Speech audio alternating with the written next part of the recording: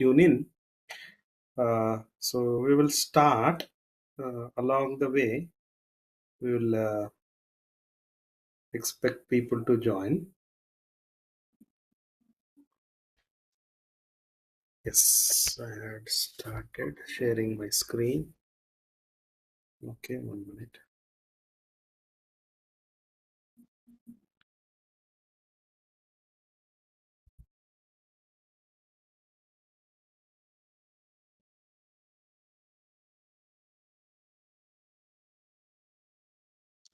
Okay, guys, everyone. Yeah.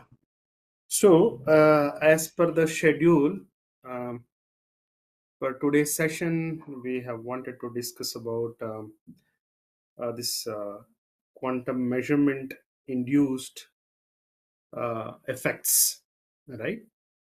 As we all know, quantum system, if I just take a quantum system represented in the superposition, like head and tail, a conventional coin, a quantum system, when we make a measurement on this, okay, it falls down to one of the form.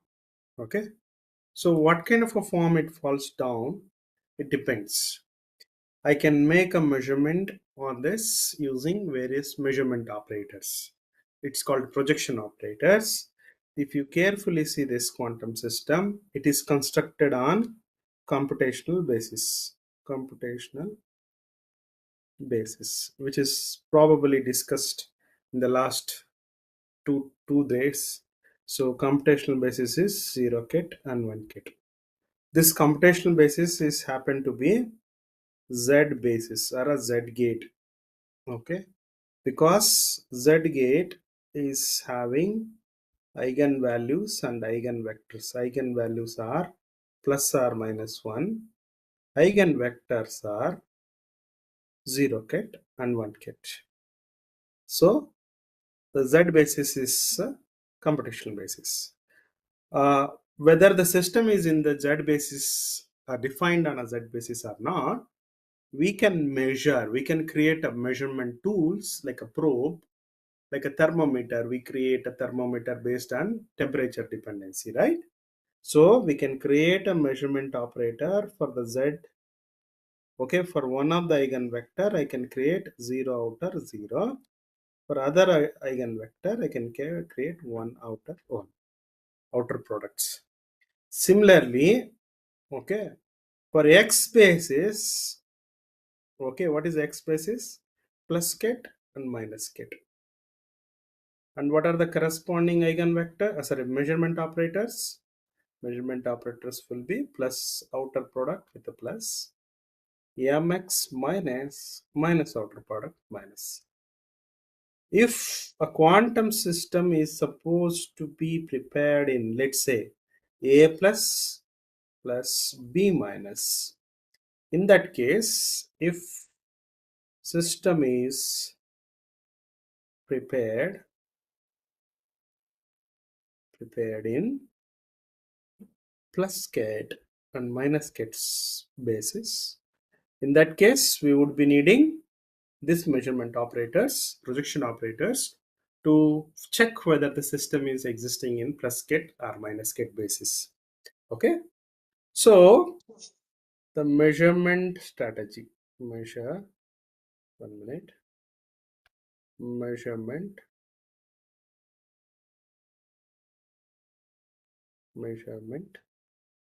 strategy for us.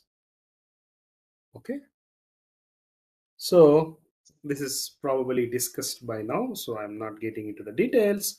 As you know, if just take a coin and you catch it, it falls to one of the form, heads or tail. Similarly, if something is in superposition state of two positions or three positions or many positions, like a classical analogy, if you take, okay, a tossed fair coin, one example. Another example is tossed dice. Here we may get head and tail. after catching it. Here, if you stop a tossed coin, tossed coin is rolling, if you stop some at some point, it may fall. If it is a six-faced dice, we may have one, two, three, four, five, six options. Okay, right? So, likewise, let's say a rotating fan. Let's say if you take a rotating ceiling fan, right? A ceiling fan, if it is rotating, if you abruptly stop by putting a stick in between, see any given wing, if you see, it has a superposition state of all the 360 degrees. It can exist in any particular degree. Okay, if you take one reference point, it is rotating, a wing is rotating about throughout 360 degrees. If I happen to poke a stick in between, what happens? The fan stops abruptly to one fixed position, fan wing, I will say. What is the positions? It can be 0 to 360 degrees. Remember, 0 and 360 degrees are both are same. If you want, I can say 1 to 360 degrees. Okay, position. Fine. So these are the classical analogies. A quantum analogy is, okay, quantum coin, okay, being in superposition state of 0 and 1. With what probability? You see, absolute alpha square, absolute beta square. Okay. Now, when I say a quantum system, when I make a measurement, I'm not saying one individual system. There may be many systems. Probably system is surrounded by environment. In that case, when I make a measurement, the measurement I made on the system may disturb the other system, the nearby system or the environment. So there are mutual effects. Okay. So remember conclusion. Let me draw a conclusion here. The measurements are not specific, or I would say individual. Okay. Perfectly. Means they may affect as they affect surroundings. Okay. So due to this important point, there is some noise or the errors are created due to the disturbance in the surrounding system. Okay, so that is what we are going to discuss today. What is the measurement effect of one system on the other, right? uh, so for that, let me jump into our PPT quickly, right? And then we will come back whenever we need the notes. Okay, 1 minute. Yes. Yeah. So this is a PPT I have for you. Quantum measurement leading to noise, a disturbance relation, or error, a disturbance relation. Okay, noise and error both are interchangeably used. Okay, noise creates the error. So I can say in terms of noise, I can talk about the error, or directly I can talk about the error itself. If you notice, the references which I took is a paper by Ojawa in 2002 to 3. So if you want, you can refer to that reference if you are not able to understand what I am going to discuss today. Okay. So I'll go very, very slowly. And if there is anything to be asked, you please put up in our chat message. If there is a possibility to unmute, please unmute yourself and request the organizers to unmute. They will do it and then you can speak. Okay. I don't mind in between if somebody asks something. Okay, then. So let's go further. Here in the title slide itself, I say Heisenberg uncertainty principle. Okay. So if you recollect what is Heisenberg uncertainty principle is, if I measure a system at a quantum level, okay, one example, if I just take, let's say a moving electron. A moving electron, if I just take, okay, Heisenberg uncertainty principle, Heisenberg uncertainty Okay, principle. What it says, let's say consider a moving electron, okay, right? If you try to measure two independent, there is something called non-commuting means they're completely non-commuting operators, or you can say variables. For a classical picture, it is easy to say variables. Or in the same thing will go on to become operators or observables in quantum mechanics. If you try to measure two independent non-commuting operator observables or variables on that system, then what happens? Then there may be accuracies associated with the measurements. So this is what Heisenberg uncertainty principle says. Okay, for example, moving electron we took, let's say it's moving. Okay, I just start measuring its position and momentum. Example, let's say I want to measure position and momentum of electron. So when you try to do it, what happens? You may make mistakes, or your results may give mistakes about delta x in position, delta p in momentum. This product, if you take, which is always greater than equal to h cross by 2. Okay, so h is a Planck's constant, which says the measurement errors cannot be reduced to less than delta x, less than delta p, and their products always greater than h by 2. You can sacrifice something. For example, I want more accuracy in the x. So what I can do, I can reduce the delta x. When you try to reduce, let's say I don't mind its momentum accuracy going high, in that case, fine. You can compromise on the momentum. What is the momentum? Linear momentum. P is equal to mass into velocity. So you don't mind, you don't want accurate velocity values or the linear momentum values.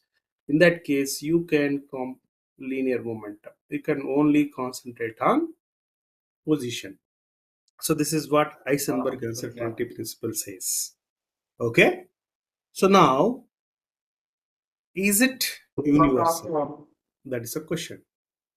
Is it applicable? Is it I can just close my eyes and use it anywhere? That's a question. To answer that question, we are going to discuss in the today's session. Okay.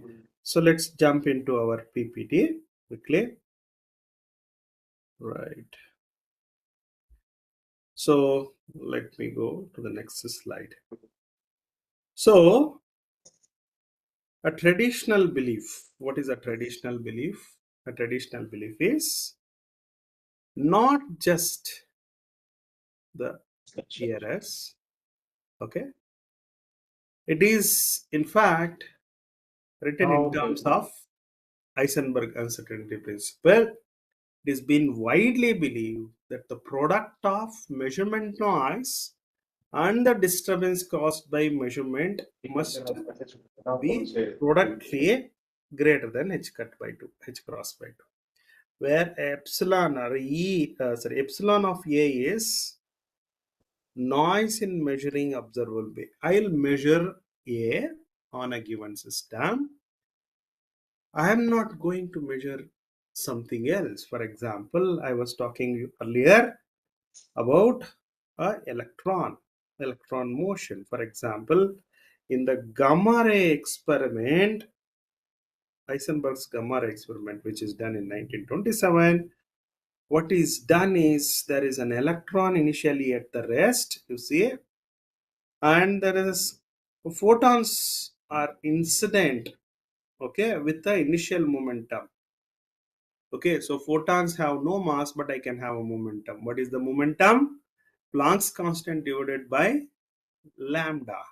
You know, how did I get a momentum for a photons? Momentum for massless particles, here photons. By the way, photons going to have energy. They have energy, and they have, okay, photons of some energy going to have a angular frequency or a momentum, sorry, frequency or a wavelength. Okay, and interestingly, de Broglie says the wavelength is proportional to h cut by mass into velocity, which is mass by momentum. Sorry, Planck's constant by momentum. So momentum is Planck's constant divided by lambda. This simple relation. So from this, I will find out what is the momentum of the electron. Let's say in our PPT here, momentum is momentum is initially p h cut by lambda naught, initial lambda frequency angular velocity. So initial wavelength of incident photon, they come and hit, and when they scatter into a particular direction, with there we can find what is a wavelength, that is final wavelength lambda. Okay, and the electrons also get scattered into a particular direction. Initially they are at rest, they're going to achieve a linear momentum p e, pe. Okay, now if you see initial momentum and final momentum has to be conserved, I can find out what is a later momentum of photon. Initial momentum of photon I know. Okay, so rest electron is in the rest, initially it achieved the electron momentum. From there I can easily find out what is the momentum electron has achieved. Okay, but in this experiment, if you see, the position of the electron is not going to be accurate. So you are going to make an error of delta x initially.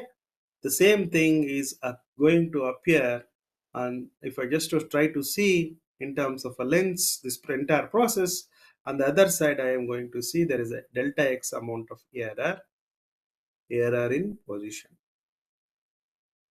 Okay, if I try to reduce the error in position, I'm going to sacrifice momentum error of an electron. So this is an experiment. So here A is like your position. Okay, position. Let me give a small x instead of capital X. And B is like a momentum P. Okay, here if you say making an observation, there is a noise in measuring E of A will induce a disturbance in P. So I'm not saying a error in measuring P. I'm not be able to measure. I'm not interested in measuring P, but the disturbance is created in B. So this is what traditional belief is. Okay. How did it arrive? It is arrived on a heuristic reasoning from some thought experiments. You do something trial and error method, you obtain this. Okay. So this was widely accepted for 75 years. Okay. Then it was found or argued by Ojawa in 2002, and so and he said it's not universally true. It is not universally true. Why is that so? We will see. Okay, right? He said that there are three distinct ways I can see this process of measurement and disturbance. Okay, he clarified that the uncertainty principle actually refers to three mathematically and conceptually distinct relations.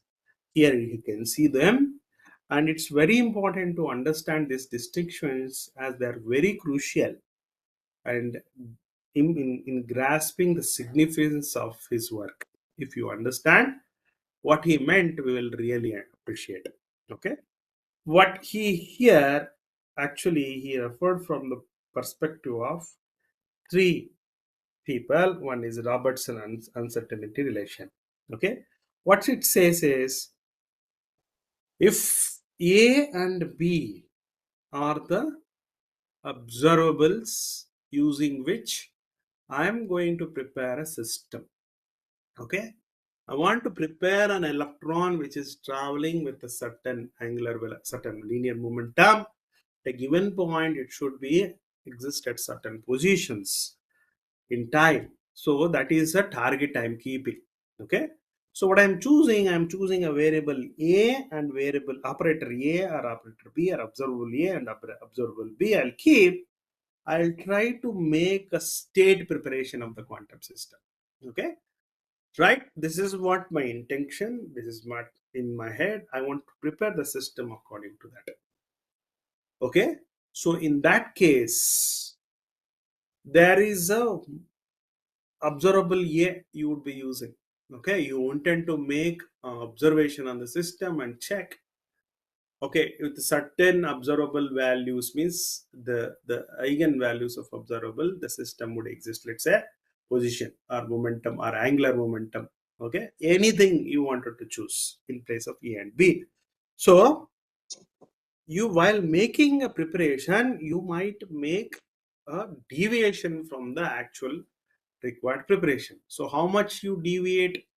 Okay, there will be some standard deviation I can calculate. Let's say I will say sigma A is the standard deviation of the observable A, and similarly sigma B is a standard deviation of the observable B. By the way, what is the standard deviation? Sometimes people write sigma A as delta A, which is 1 minute, which is equal to square root of A minus A expectation value whole square. This is what the standard deviation is. Okay, which is also could be shown as root mean square of, okay, A square absolute, okay, expectation value, A expectation value. So this is what, okay, so this is deviation, standard deviation. So in terms of standard deviation, Robertson has proposed the standard deviations must be always greater than, instead of Planck's constant divided by 2, they referred on the right hand side in terms of commutators of A comma B and their expectation value. Okay, let me quickly give what is a commutator. I think it is covered already to you people. For two observables, okay, A and B, commutator A comma B, commutator bracket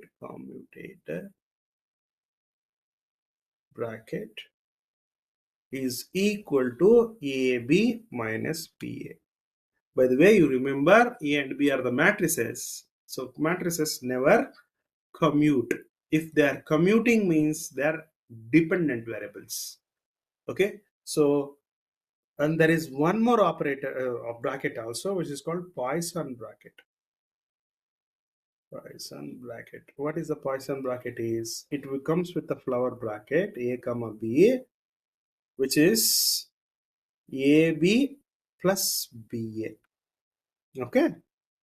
So if you just see both the equations, I can simply write AB is equal to commutator bracket plus Poisson bracket divided by 2. You see, very simple. So this is plays a very important role. This relation plays a very important role in deriving delta A, delta B much greater than Planck's constant at both uncertainty principle, Heisenberg uncertainty principle. Okay, right? So if need, I hope this is being discussed how it is this relation has achieved. I hope it is discussed earlier as a part of measurement. Okay, so this is also written as deviation of A, deviation of B. Okay, so this is the alternate way. alternate way, which is there in our PPT today. Okay, so just a minute. Okay, let me go. And Heisenberg noise disturbance relation we just saw earlier. What it says, epsilon A is a noise or the error in A when I make a measurement, which is going to cause. See here, it is slightly different. The process is different. The second case, I'm only going to, the system is there already.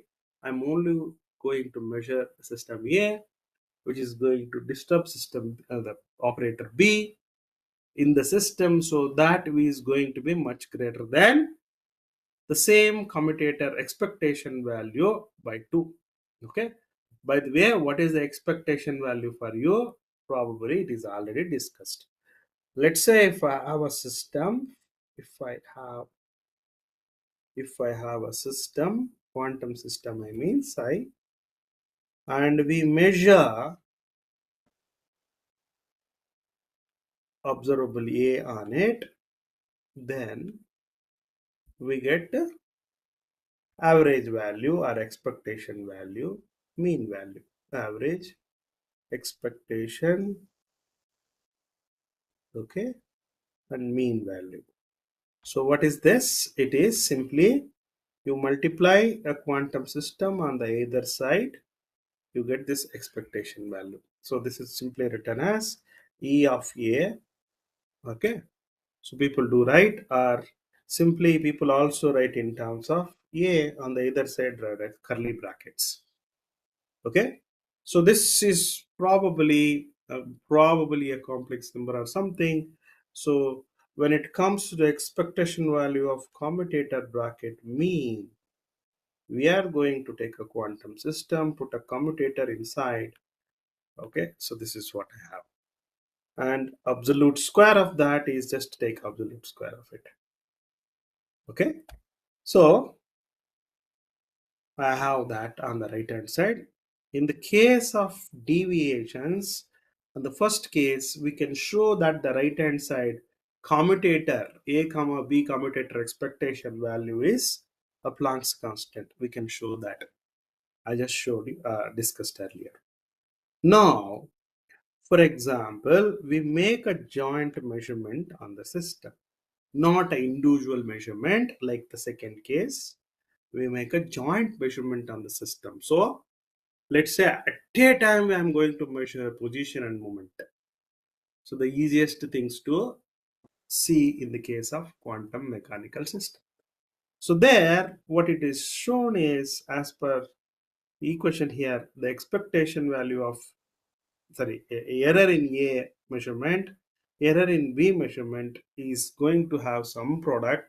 That product is greater than, again, the same value. So see, all the three things, if you clearly see, try to understand, they're discussing different process. Okay, the first one discusses about the preparation, state preparation of the system. Second one only making an observation on one of the, from the point of one observable, or only one probe is used. That probe disturbs the other variables. The last one, I am going to let the measurement jointly on the system using two probes, where individual probes would create a disturbance on the system. Okay, so this is what I have joint measurement here. Okay, so the key here, the key in the case of joint measurement, if you see key points, uh, mathematically it is proven for appropriate measurement schemes. Okay, so the question is why these distinctions are matter for us in our quantum computing. Okay, so one such a thing is that there is a misconception led to these three schemes. One is about preparation of the state. Three, the third one is about joint measurements. But a two, the relation two, was thought to govern the sequential measurements. One measurement disturbing the other. turns in fact it is incomplete. So what Ojava work, the work corrects this form of relation too. Okay. So how he corrected, we will say. Okay. So let me go further. Let's take a system. Okay. All right. A system I take which is in the state side. Okay. And I'll take a probe, right? A probe P, which is going to make some kind of a change or extract some information on the system. I will represent the probe also in its own quantum state, eta psi. Okay, sorry, eta ket. Okay. Now I let both of them to undergo an interaction because I bring the probe towards the system and make it interact. So that interaction is a quantum evolution for you. You see, when I make the two system interacting, they evolve in time. So that is represented in terms of quantum evolution, a unitary operator. So how long the interaction happened? Let's say delta t times interaction happened. Interaction time. Okay. Now, next process, I might have created an entanglement possible. I can create entanglement between these two system and the probe. By doing it, a small change in the system is easily read onto the probe because entangled system, two systems are entangled. Whatever change happening on system one is going to make some change in system two also because of their entanglement. Okay. So by reading the probe, I can make out what is happening in the system. For that, let's say I'll read out of the probe using an observable M. Okay, I'm naming the observable. Earlier I was talking to you about the measurement operators on a system, for example, X basis and Z basis. The measurement operators or M's are there. Such a things I'm going to have here in our case. Okay, right? So that is a M. Now there is a key important things here, key operators. Let me call A in, which is here A in stands for a system observable. Okay, this is a system observable,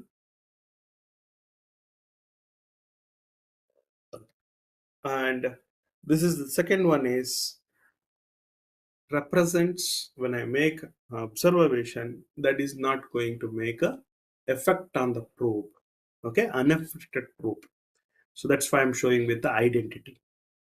The next one is probe observable. Okay, probe observable. It is I, and unaffected system when I let the interaction to evolve as a unitary operator. So that's unitary operation is shown here. Okay. Basically, the M out stands for what output I am getting after making a observation. Okay. So M is a measurement. In such a way, I'll make it.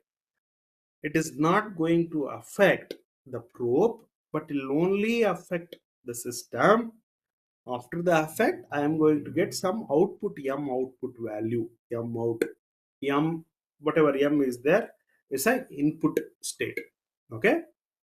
And here, the last one, after the operation, after the interaction, okay. So let me write down what is the M in also here. M in is equal to I into M. Okay. So that is what I have here. This is entire thing is M in. Okay, let me remove this. Yeah, fine. Now M out is this. And now what is a B out? B out is evolved observable. Our observable also gets evolved. Okay, because of the interaction, the observable also makes small changes and so on. Okay, that is represented as this is a B, this is a B in, and this is B out. Okay, right? So measurement which makes changes on the system, and measurement which may induce changes in the probe also. So B in and B out. B in would correspond to a system, B out would correspond to, let's say, a probe. Okay, so vice versa. Then in that case, let me find out what are the measurement noise as per the standard deviation formula. Okay, so as per the standard deviation formula, okay, here if you can see the root mean square deviation between measured pointer and true observable. Okay, so this is a in is true observable, you can say, you are expecting, and m out is the value you are getting. So here you say epsilon at A is in measuring observably is defined as RMS between measured pointer reading and a two observable reading. Okay. So if I am happen to get epsilon A is equal to 0 means what? This happens only if the apparatus measures A precisely such that the probability distribution of the output exactly matches with the probability distribution of the A. Means what I have intended I am going to get. But that is not the case because this establishes equivalence. Precise measurement is noiseless measurement. It is not going to happen anywhere. So it is an ideal situation. You can expect this to go not equal. Okay. Right. In the case of measurement now, the measurement distribution on system B, there is one more variable. Okay. So here, what is the disturbance as per the deviation? You can write in same root mean square change in observable B during the measurement. Okay. Right. See, it's like a tool itself will go on some change. It is going to evolve out as something. It started with something, and what is that change? I'm just taking it as an observable variation or deviation due to the measurement. Okay, so here again, what is the eta of B? If it is 0, means what? There is no change in the probability distribution of the probe itself, or no change in the probe after measuring.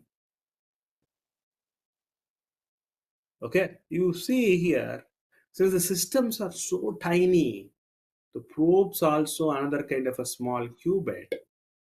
Okay, so one qubit come interaction with the source qubit, individually they may get affected each other.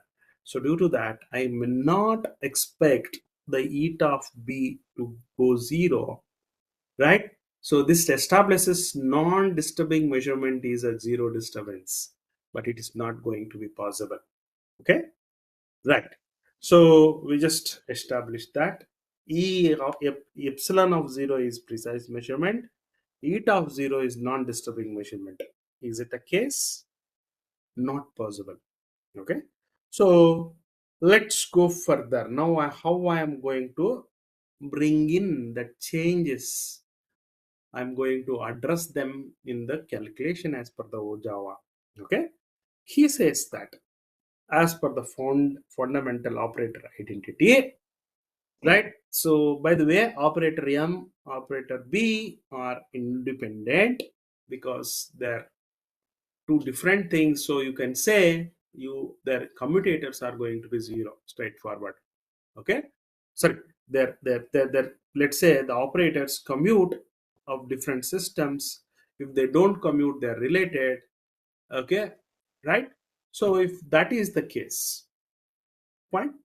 So in that case, what I will be doing is I'm going to define a noise operators for each one. So how I am going to do is I'm introduce a noise operator n of A and d of B for M and B. Okay. So what is a n of A? It is a change in A in corresponding to the system. What is d of b? Change in b corresponding to the probe. Okay. So which means m out and b out are two independent. Okay. Right. So two different subsystems. So in that case, a fundamental identity I can derive. What is that? Is you can show that NA, sorry, N and D commutator plus N and B commutator, A in and D commutator.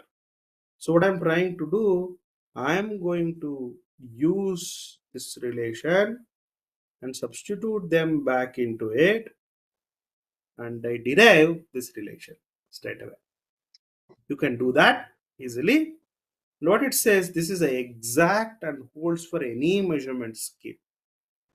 Okay, so there is how many terms are there in the here. If you want, you can just see there is two terms here, 2 into 2 multiplied. Okay, if you want, I can derive for you, but there is no need. You can straight away substitute this and substitute this back into here and derive this relation.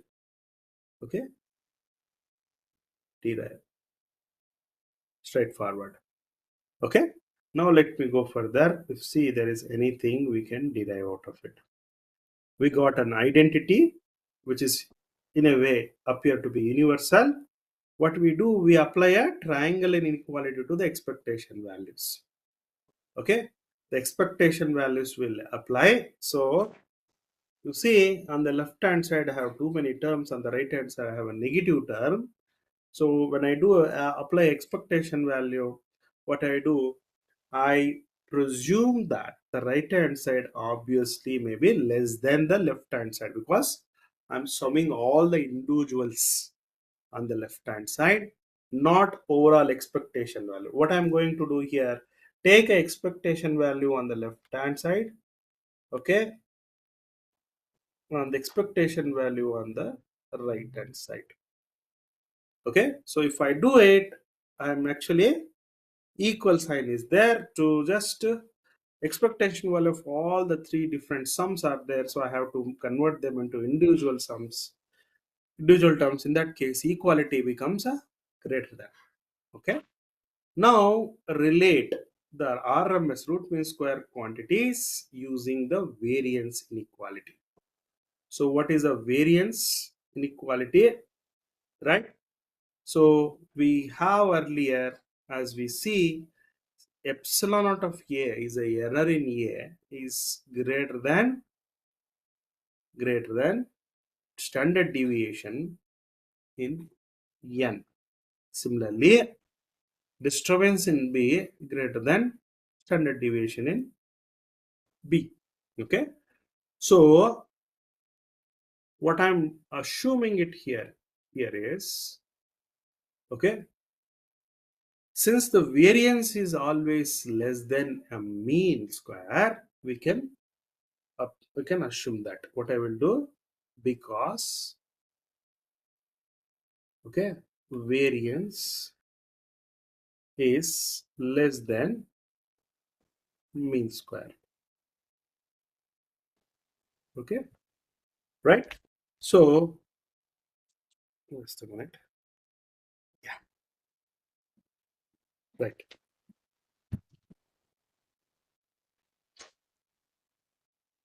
Yeah, with this, if we apply these things into the Robertson's uncertain relation we had earlier, okay, there the commutators were there, A and B commutator on the right hand side, which can be replaced by NA and DB. Okay, right? So now this into above what I have here. Okay, so if you substitute here into the above, what happens is I'm going to get universally valid relation. So this is here. Okay, and this is in terms of, wait a minute, in terms of this term, and NA and B in, A in and DB term. Okay, so these two terms here. Okay, so right hand side I simply A in and B in, I'll write as it is. Okay, fine. Okay, let me go further.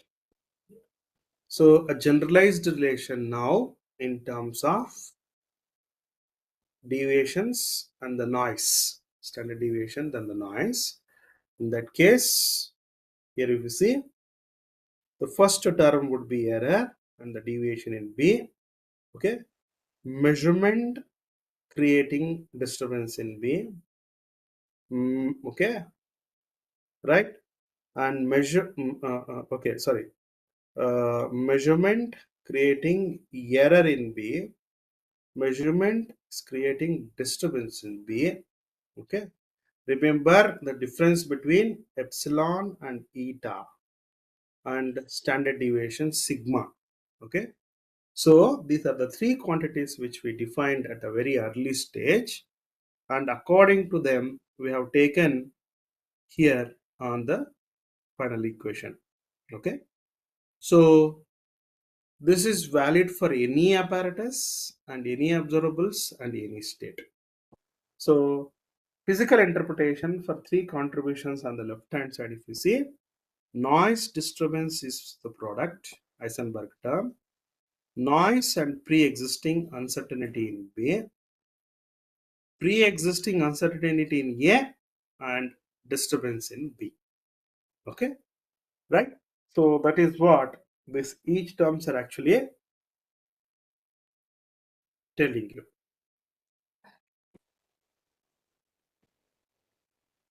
Okay, okay. So when does this traditional relation holds? Traditional in the sense we don't have the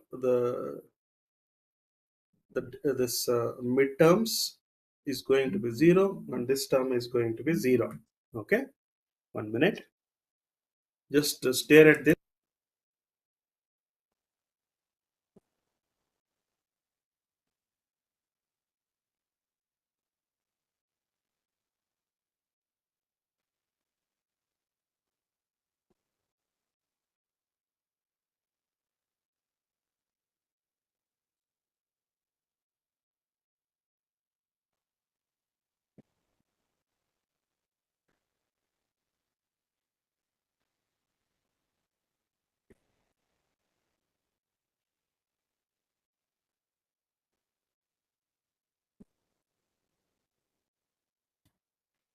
Right, so now the correlation terms here they vanish when, so there is a commutator exists between N and B and A and D. So there is individual correction terms which we thought, right? N is an individual correction term for A measurement and D is an individual correction measurement for B.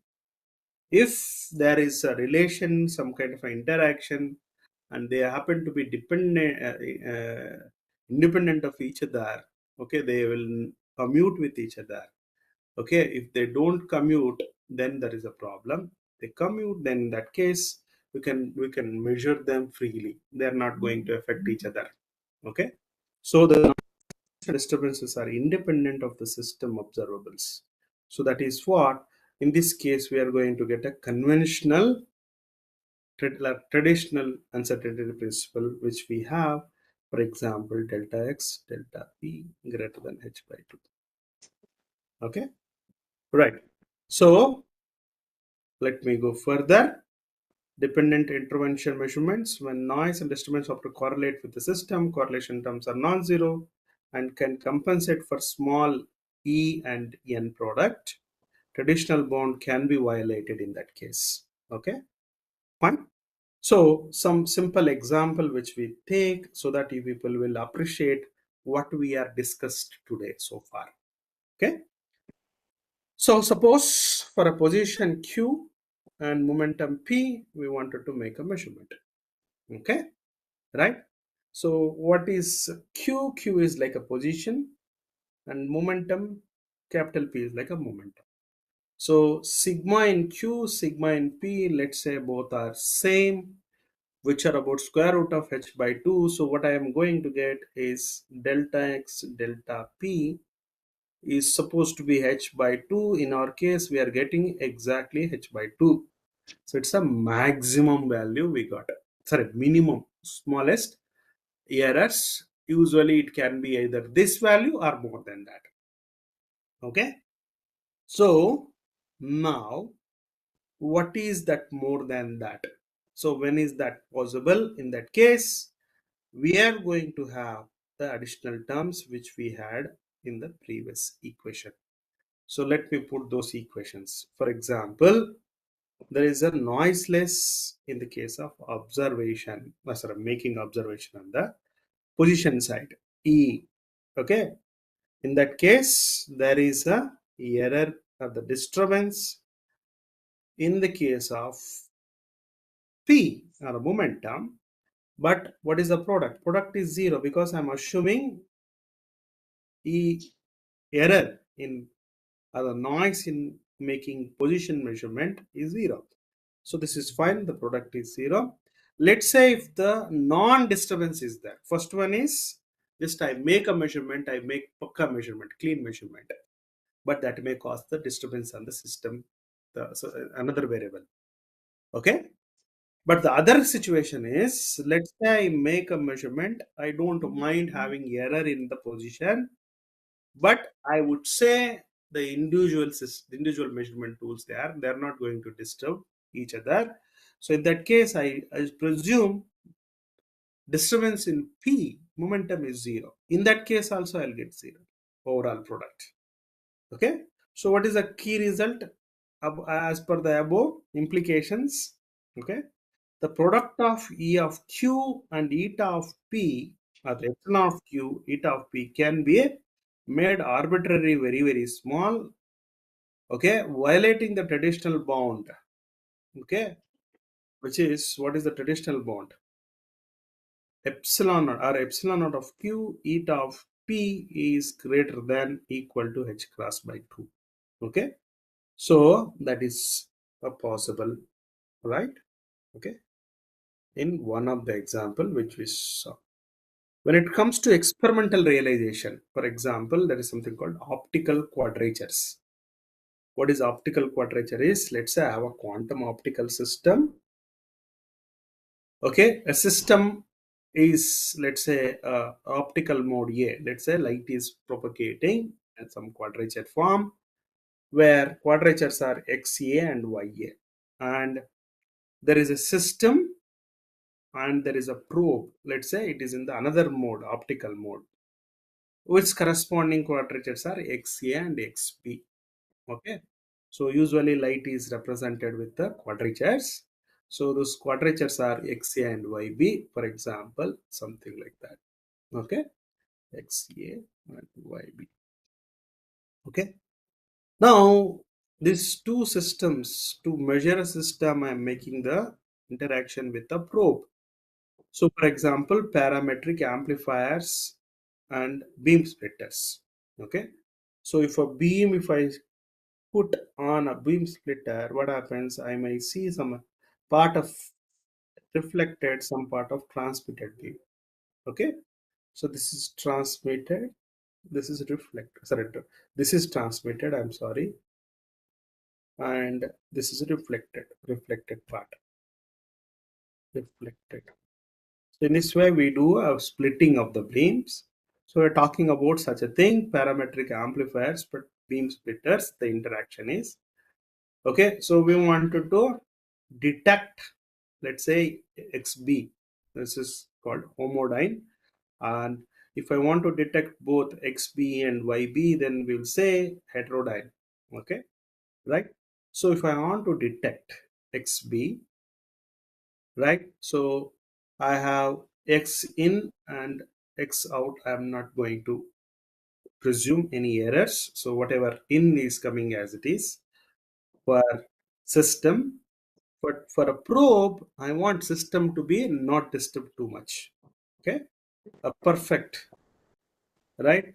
So in that case, let's say probe in gone in and comes out with some different level. What is the different level? Different level, different changes due to the system. The probe has undergone some change. That is how much is actually represented in terms of G, like some kind of a proportional constant. Okay, so this is an independent intervention, right? For example, it's a noiseless transducer in the case of optics. In that case, X in and X out is perfect like earlier, but error in XA, okay, right, is zero, and error in that is zero. So dependent intervention and violates the Eisenberg bound here. Okay, so it means to say we are going to measure perfectly in both the case, but it's a violation. It can be slightly less than what is the measured the errors. Okay, fine. So let me go further. Key results and the implications. Okay. So before going to summary, we will just quickly spend 2 minutes here. Traditional key results and implications. What was proven so far is traditional error and the deviation in the other variable due to disturbance is greater than h cut by 2. Not it is not universally valid. What is the correct? In addition to that eta and n, epsilon and eta, I have to talk about standard deviations also. The standard deviation in the system probe and also in the system measurement, I have to take into consideration and put it inside. Okay, what is the broader impact? For example, gravitational wave detection can surpass something called standard quantum limit. We will see in the second half. Okay, and quantum information, for example, QND, and precision metrology, better sensitivity limits we can have. The fundamental physics in that case, deeper understanding of what is the systems are made up of. For example, protons and neutrons, you can divide them further into subatomic particles. How to understand further that can be possible using this updated the updated uncertainty principle. Okay, the conceptual paradigm shift is expected as of now.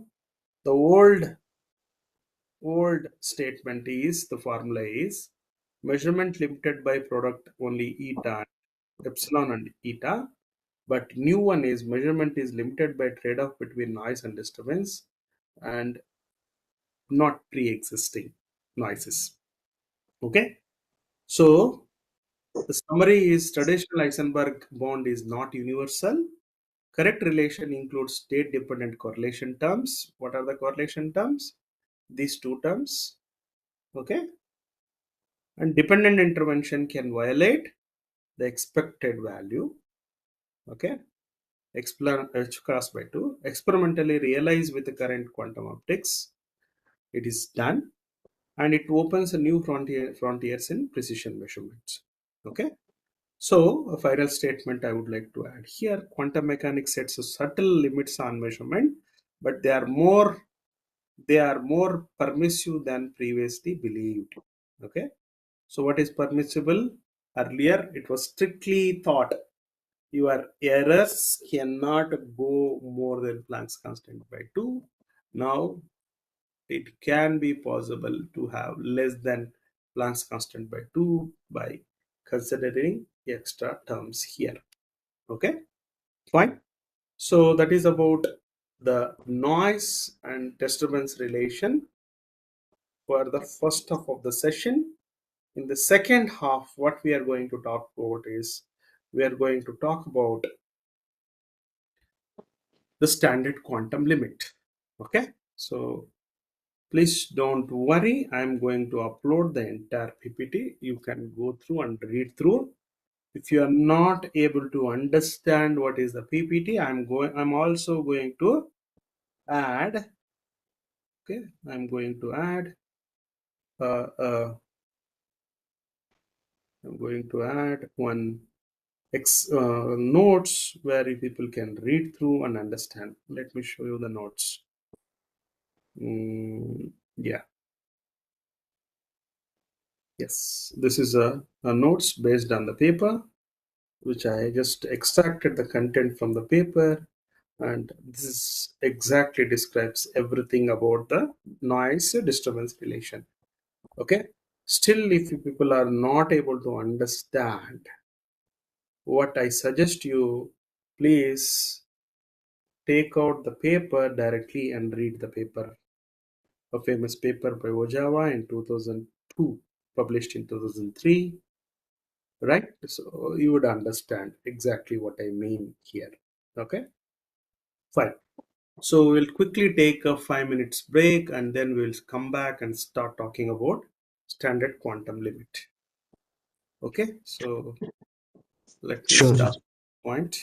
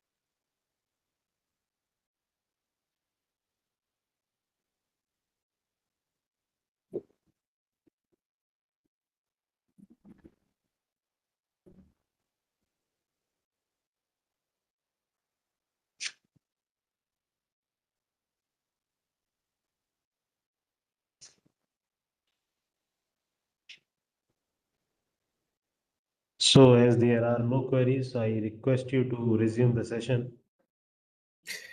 Yes, yes, yes, sir. Thank you. Right. We can restart the session, everyone. Sure, sir. Ah, uh, yeah. Okay, then. So far we saw probably the second part should have come first, and then the first session should have been come later. But nonetheless, we can use it wisely so that we will understand the details. Okay. The second part of the today's session is on quantum measurement induced standard quantum limits. Okay. Obviously, we can't measure things, and there is always some standard limit. Okay. Before going there, let's understand the context. Okay. The nature of measurements in quantum mechanics. From that perspective, we'll try to measure, understand. The key principle is, unlike classical physics, quantum measurements fundamentally disturb the system being measured. Okay? If I have a probe, when I make a measurement on the system, probe also get disturbs, and system also may get disturbed. By the way, that is a compromise I'm making. What happens in a classical physics?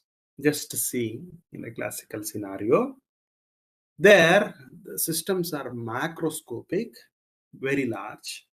Measurements can be made arbitrarily accurate without disturbing the system.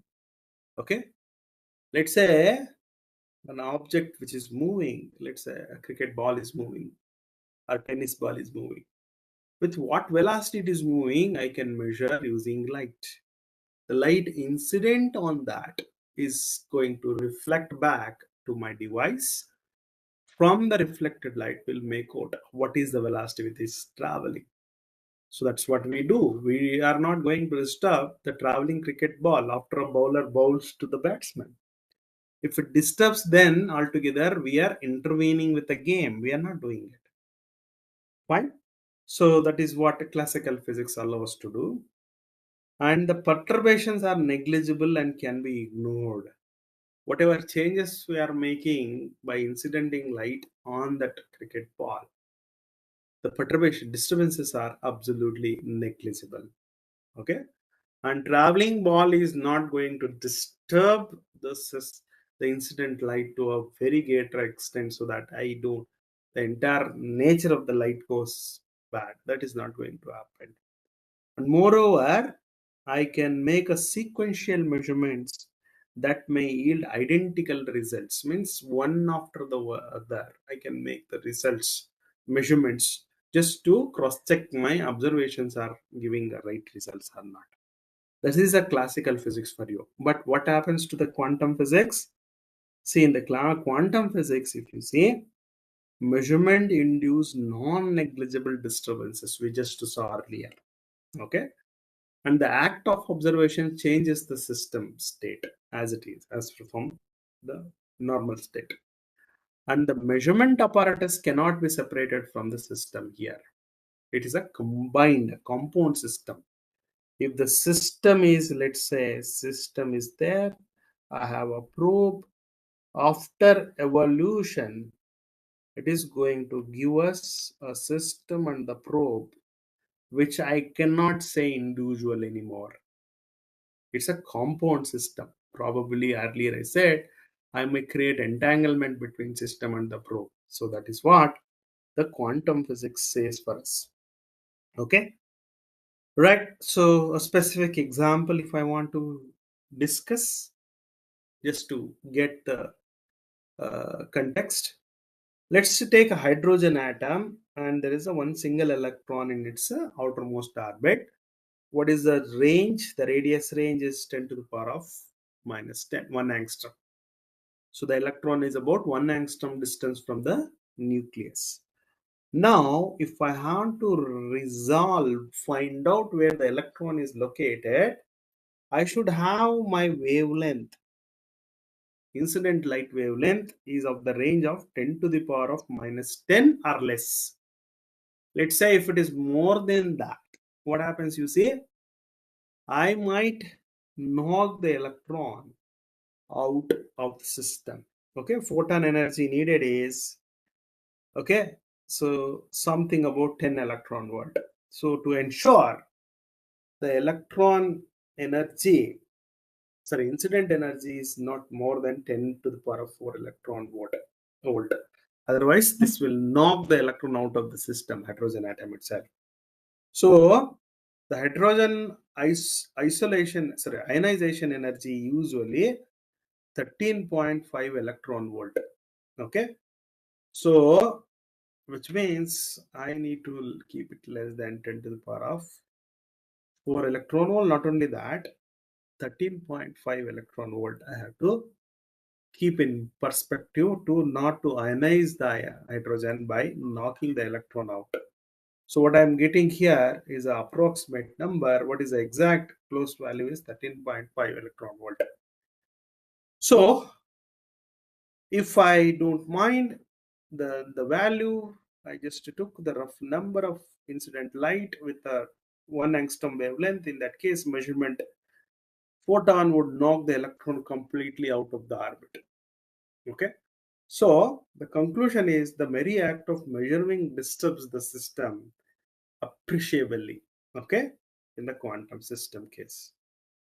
Okay, so just to recollect the measurement postulate as per the quantum mechanics, what it says, let's say a system is in superposition states of psi n's, sorry, phi n's. So this is phi n's. What is phi n?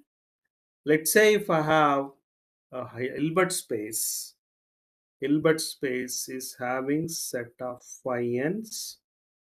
Okay, n is ranging from 1 to some d dimension. This is a Hilbert space of d dimension for you. And if there is any observable defined on the Hilbert space, means let's say observable A, it is going to have eigenvectors of phi n's. These are eigenvectors. What are the corresponding eigenvalues?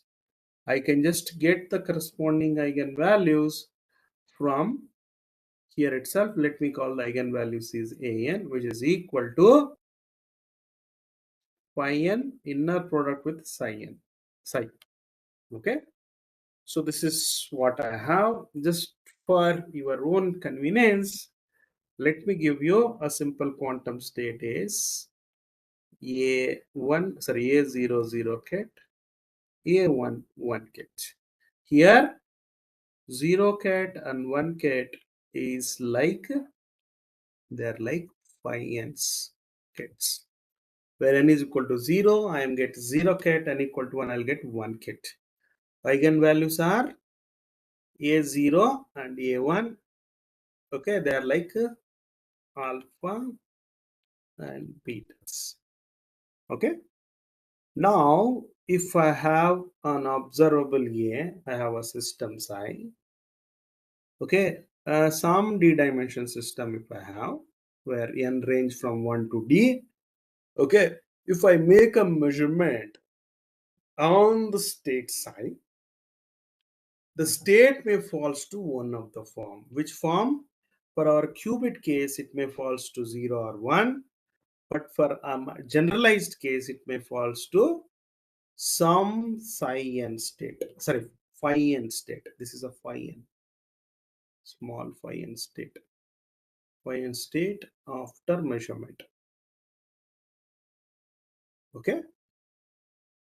Now, what is the probability of finding the system in phi n state after the measurement? As per the probability, you can get that. So this is a probability as per the quantum mechanical postulates. Okay, so if you want, I can show you for a simplex case. Let's say my Z0 is 0 outer 0. My quantum state is alpha 0 plus beta 1.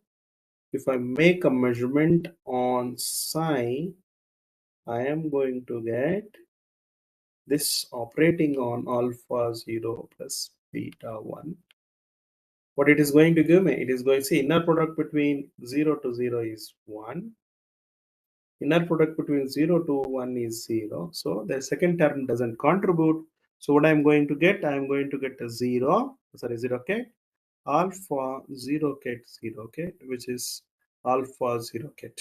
So the final state is 0 ket. With what probability it will move to? It move to alpha. So I have to find exact probability. If I want to find exact probability, I'll multiply on the both sides to mz0. I will get that absolute square. Okay. And what is the final state? The quantum final after the making measurement. How do I get? Which is simply take mz0 psi divided by, okay, divided by, yeah, and T0. So you are going to get that final state, which is happen to be 0 ket. Okay. Okay, I'm sorry. Yeah. Yes. So this is square root of p0. Okay. Right. So this is what we have here. Let me go for our presentation. Where is the presentation? Is here. Yeah. The one. So expectation value of any observable means either side you multiply and find out that, which you can show in terms of probabilities. Okay.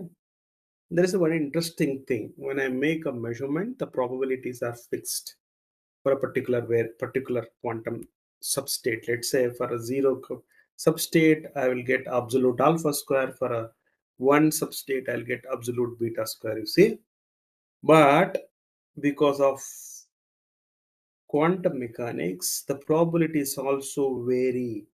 Okay, so their probabilities vary, right? They increase at one case, sorry, decrease at one case, increase at another case. Let's say p naught is decreases, p1 increases. You know why? Because p naught plus p1 always equal to 1. Okay, the probability should sum to 1. So I can show there is a variation in the probability in terms of probability density. What is the probability density for you?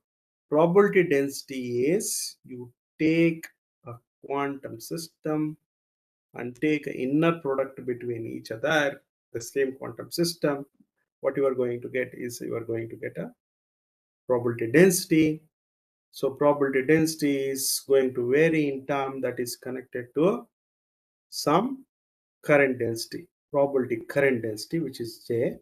So what is a J expressed in terms of quantum state is given here. So this is the slide which tells me the probabilities may vary, but they are conserved, decrease at one point, increase at another substate probability. Okay, so don't be panicked looking at the long current density definition. Okay, in fact, the same kind of a current density and current equation, okay, charge equation, such charge density and current equation is there in electrodynamics. Okay, a similar thing would apply here for the probabilities. Okay, so let me see now from the point of measurement limits in the context of uncertainty which we came across so far. Okay, let me enlarge. Okay, if you see here carefully, let's say I have a compatible observables. What are the compatible observables? Let's say A and B commute with each other. Let's say what I mean, AB multiplied is equal to BA. Compatible. Okay, right? In that case, I'm very free. I can choose, make measurements as per I wish. Okay, they possess complete set of common eigenstates they are going to have. One is not going to affect the other. So one simple example I can give you. You take a Hamiltonian of a quantum system is represented in terms of potential energy, sorry, kinetic energy, p square by 2m plus m omega square some q square.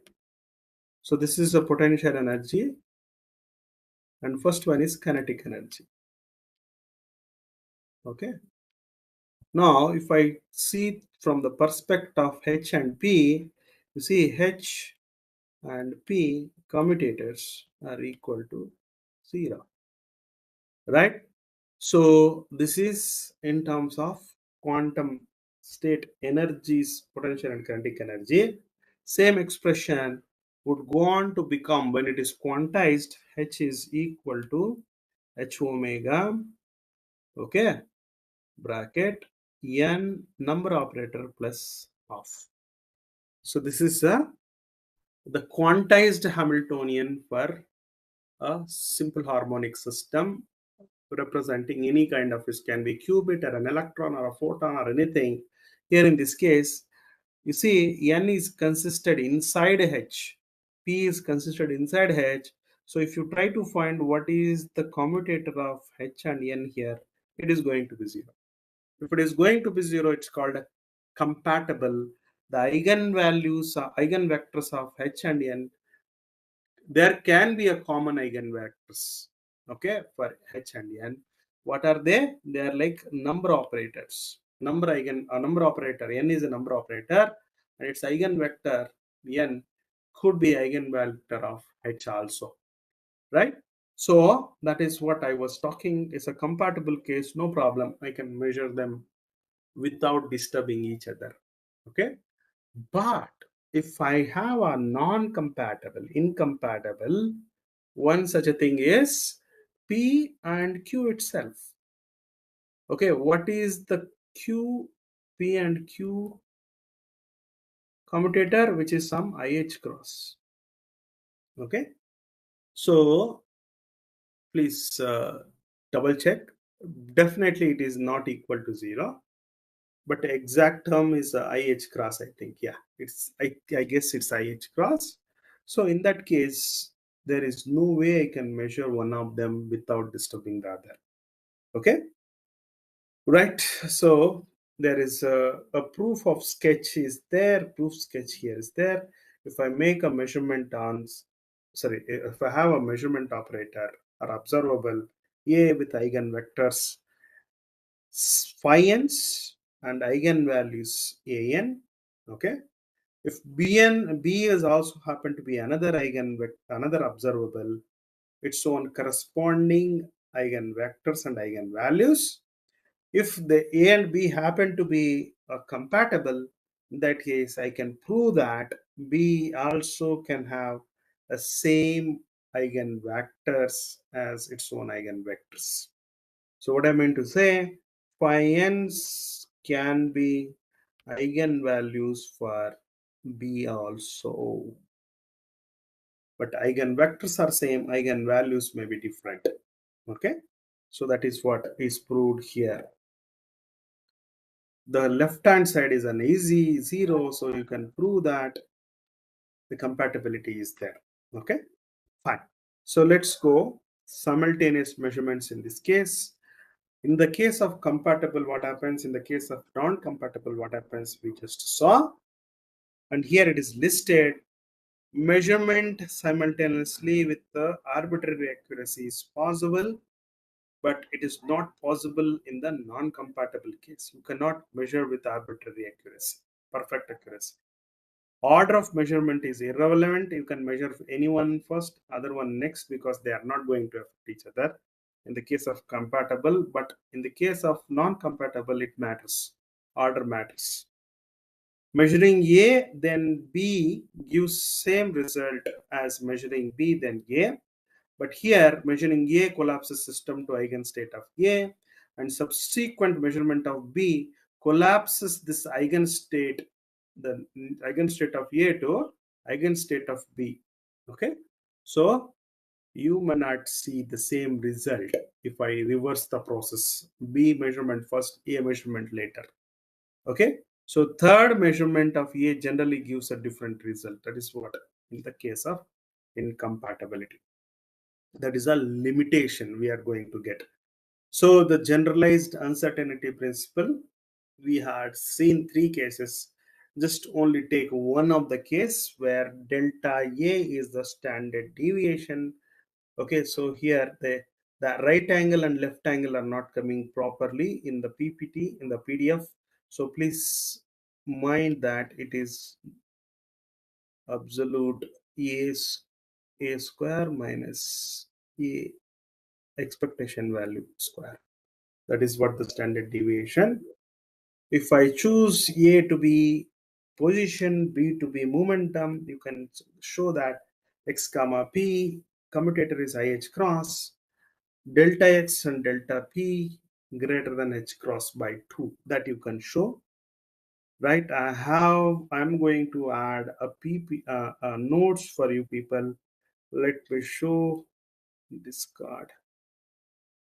Okay, so I have a notes for you which discusses that relation. Okay, so I did not do a proper PDF version of it because it takes a lot of time. So how exactly the error is going to be IH cross, that is also is discussed for one of the specific case. Okay, so you can refer to this my notes. Fine, so let me go back. So just a minute.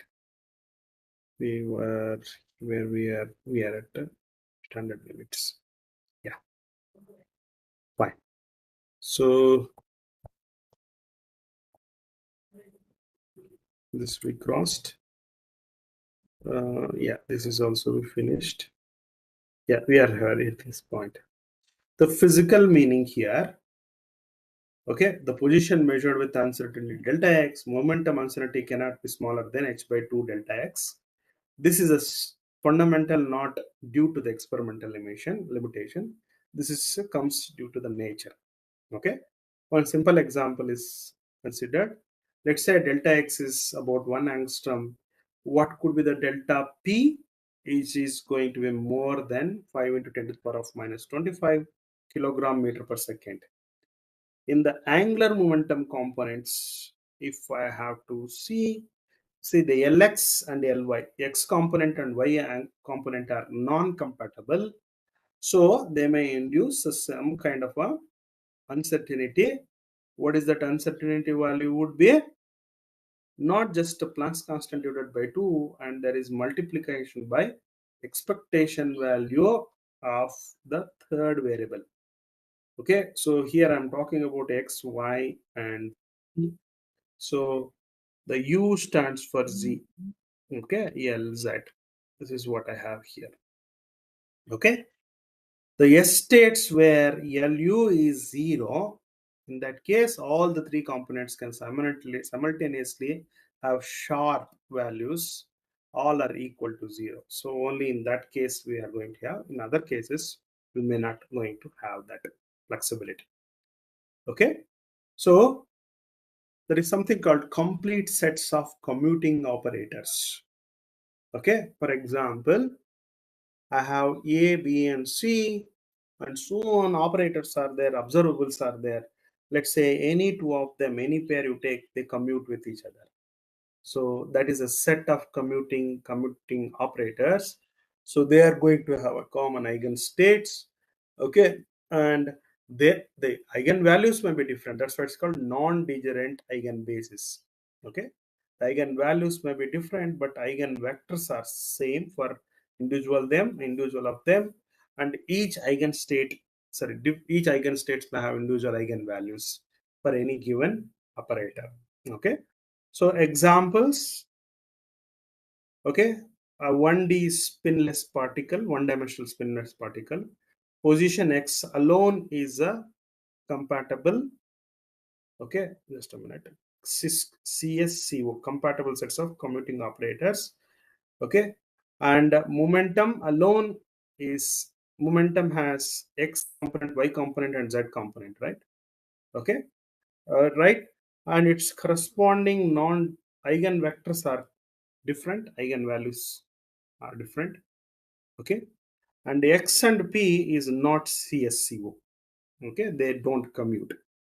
So in the case of 3D, I am going to have px, py, pz, that is pu, are CSCOs. Spherically symmetric potential case, I am going to have H, L square, and Lu forms a CSCO. Okay, right? Just now earlier I was showing you H and N forms a CSCO. Okay, fine. And standard quantum limit, the fundamental concept here. Okay, so uh, the fundamental minimum uncertainty in measurement imposed by quantum mechanics arising from unavoidable trade-off between measurement precision and back action disturbance means one measurement disturbing the other variable. Okay, so there are two competing noise sources here. Okay, one is short noise, another one is back action noise. One is measurement imprecision, other one is measurement disturbance. Okay, so due to discrete nature of quanta, for example photons, which are being particles, right, when you make a measurement which decreases with increasing measurement strength. Okay, and the uncertainty here is delta x short noise would be is what, inversely proportional to square root of n, number of photons basically you are going to consume. Okay, absorb of photons, right?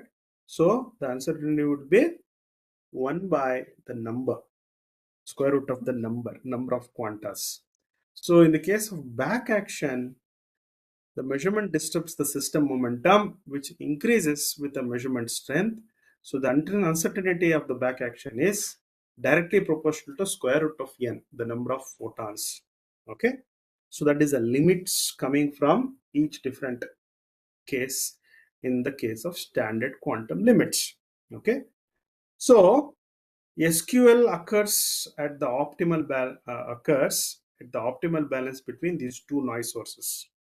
Okay, SQL for position measurement. Okay, so short noise contribution for n photons, and their measurement is, here it is given, delta x short, their position is inversely proportional to square root of n. So I will going to put the wavelength at the numerator, which can be showed, and it can also be showed since the wavelength is 2 pi by lambda. So wavelength is 2 pi by k is 2 pi by lambda with propagation vector. So in terms of propagation vector, we can show what is the delta x. Okay, and that is a short case. In case of back action, okay, so right, okay, discard 1 minute.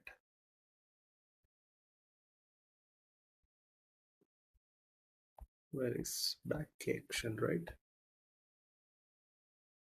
This we crossed, this also we crossed. Yeah, we are here for the back action. We can show that, by the way, momentum is h by lambda. Okay, you multiply and divide it by 2 pi, you are going to get, this is h cross and h cross by k. Okay, so you can show that change, 1 minute. Okay, h cross by k, actually 2 pi by lambda, this is k is in the numerator, I missed it, not in the denominator. Okay, so delta p is going to be h into, if there is any changes in k, errors that would come. So let's say something like delta k. Okay, since here in this case I'm going to directly write in terms of back action, so I will simply say k into delta n. Okay, so delta x back action is close to delta p divided by m into tau. Okay, so for time being, you can ignore the m and tau, so you can show that h into delta n, m, and tau is the rate, I think a rate. It's a rate of measurements. Okay, so the standard quantum limit. Okay, so here in this case, you can derive from the overall case using a short, and in case of a back action, you can sum them up and you can find out the final value, which is comes out to be something of this kind. Okay, right? So yeah, exact derivation, if you want to understand, you take a specific case. For example, a harmonic oscillator. What is the energy? Energies are h omega naught into n plus half. What are the ground state energy? Ground state energy, simply you put n equal to 0, you get that. Okay. For a ground state energy, what is the delta x naught would be? You see, you can get. And what is the delta p naught? That also you can get. So, okay. So you multiply delta x and delta p naught, you going to get exactly h cross by 2. So here standard quantum limit for oscillator position. Okay, so you send this back to the right hand side, whatever you calculated here, you are going to get that. Okay, so what is this value comes here. Okay, for example, in the case of interferometry, Michelson interferometer case. Okay, so there you can just see in terms of phase shift or a path shift. Okay, right? Michelson interferometer is light is incident. It okay, so there is one wing, light goes back and forth and comes back. Okay, so a part of light is reflected, and with the reflected light, for time being, interacts with the light gone through several extra length. Okay, that interference. So what is that interference? You just observe at this point. Okay, detector, and you see. So one part of the light goes without doing a one ring, another part goes through one ring rotation and then comes back and interacts. So this is a path difference or a phase difference of two lights which are interacting with each other at the beam splitter. So from there you can figure out, okay, how much, let's say for example, this we are moving with respect to sun and the sunlight is coming. From there you can do the experiment. Okay, so obviously there is a change in the path as we move, so that is actually going to be going to induce some change in the path. So from there you can measure the phase difference. From the phase difference you can get the path difference. Okay, so where L is the length, M is I think I think specifics values we have to go. In that case we are going to get. Okay, so interferometry, beyond SQL, can we beat SQL? Okay, standard quantum limit. So the squeeze states, the light squeeze states we can consider, and quantum non-demolition measurements you can consider, back action evaluation you can consider, entanglement enhanced measurement you can consider. In these cases, yes, we can go and beat this standard quantum limit, but with the important caveats, means limitations.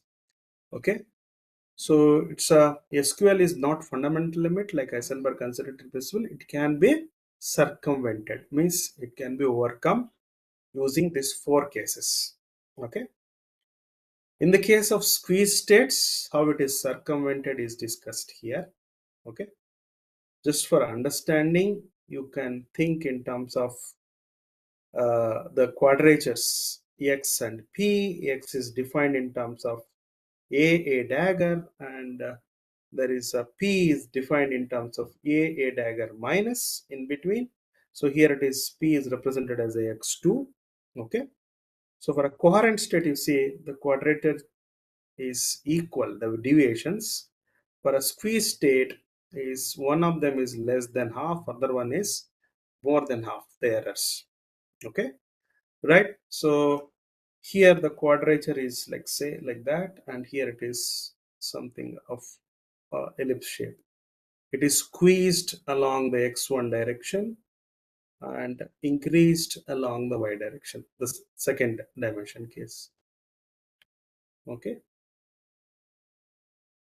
Non-demolition measurement case is also discussed here. We are not going to the details as we don't have much connected to the quantum computing yet.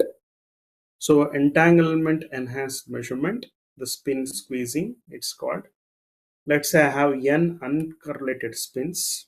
Okay, as we know, delta x in classical, okay, 1 over square root of n. With an entangled case, I can induce 1 over n. It was 1 over square root of n. Now it becomes 1 over n. Okay, this is a standard quantum limit which can be modified to 1 over n. Okay, so I can create an entangled state in such a way n 0 0 n, where n can be 1 or 2 and so on. Okay, so one such a thing is beta 0 0, which is 0 1 plus 1 0 divided by square root of 2. Okay, right? So practical implications in the current research: gravitational wave detectors and atomic clocks and quantum sensing. So the other two are not much related to our module here. Let's say in the case of quantum sensing, what is the implications? So NV centers in diamond, if you choose, that is a quantum magnetometer. Okay, so there you can violate, okay, the standard quantum limit. We can measure position force at a quantum limits, and atom interferometry measure acceleration. You can measure the acceleration in the rotation. Okay, right? For parameters inside and for respect to NV centers I'm talking about. Okay, so fundamental and practical limits is here discussed. So let's finally get into the summary and what is the takeaway with respect to standard quantum limit. Okay, so the quantum measurements fundamentally disturbs the system, as we know. This is not a technical limitation, but it's a feature of the quantum mechanics. It's a nature given thing. Okay, uncertainty relations set a fundamental limits on the simultaneous knowledge of compatible complementary observables. But if it is a compatible observable, that limit is not there. Okay, the standard quantum limit arises from the balance between short noise and the back application noise. Okay, and SQL can be done using quantum resources, which are squeezing, entanglement, quantum non-demolition measurement, but not arbitrarily. Okay, not for every case. For any generalized case, only specific cases you can beat the SQL. Complete sets of commuting operators provide a maximum simultaneously measurable information about the quantum system. CS is complete set of measurement of CSCOs. Okay, we saw a few examples. One is H and L, H and P, H and N. Okay, right. Some mathematical formulas you can take home here. Okay, uncertainty principle. For example, in the case of position momentum in general, probability probability of measurement, expectation value of a quantum system, continuity equation for probability density. Okay, applications here: gravitational wave detection, atomic clocks, quantum metrology, optomechanics. Okay, quantum information processing. If you want to know a little bit more, what are the implications or the consequences of whatever standard quantum limit set by these things, you are welcome to go and check something called quantum parameter estimation theory or Kramer-Rao bound and quantum Fisher information continuous measurement theory, decoherence and open quantum systems, quantum feedback control. This may give more implications coming out of quantum standard quantum limits. Okay, standard quantum limits. Okay, so to summarize for today, we talk about what is a noise disturbance relation in the first half. In the second half, we talked about what is the standard quantum limit in different cases. Okay, one is short noise, another one is back action noise.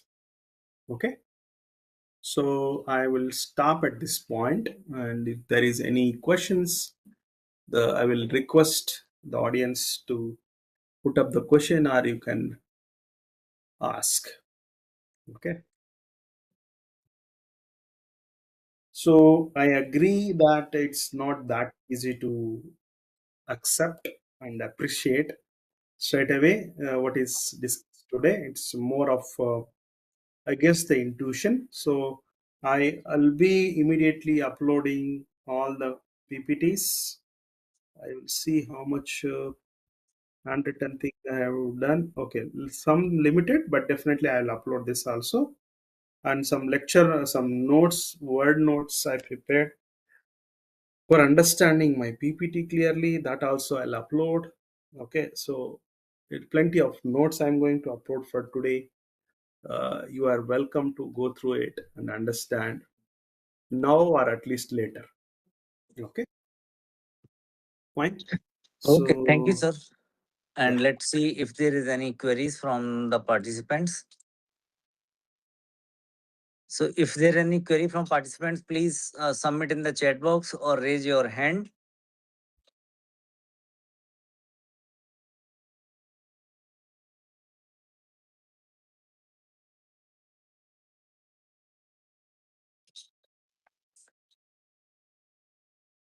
So, sir, I so could not see any any like questions? No, sir. Yeah, questions or queries so far. yes. So I think as per the schedule, I think later On on 18th, Monday. you have a lecture. Yeah, yeah. Next lecture is on 18th. Yes. Okay. Sir, I have, let me show you, sir.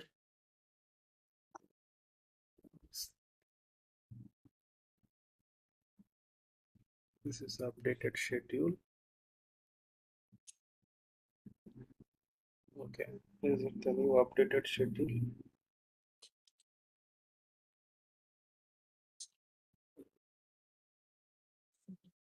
Wait a minute, sir. Yeah, this is the updated one. So on Monday, sir, I have Monday sessions, right? Yes, sir. Monday I have a session. So principles of photon detection and operation of square law detectors and intensity measurements I'll be talking. So first of all, I will be starting with uh, how to quantize a stream of electromagnetic radiation. From there, we will see what is a photon detection we can do. Okay, so it is a little bit again some mathematics. So I will, if you want, I can share the material, but it will be too much. Whatever done today is enough for the next one day for you people to go through.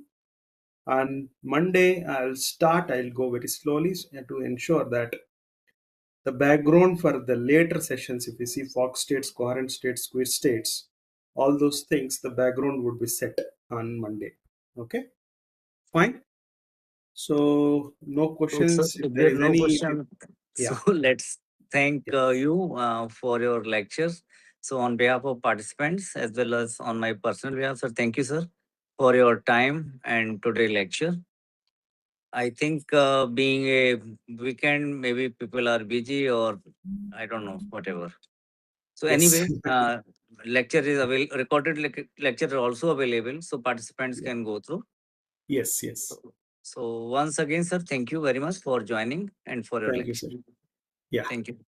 Okay then. See you all. Bye. Okay, sir. Bye, sir.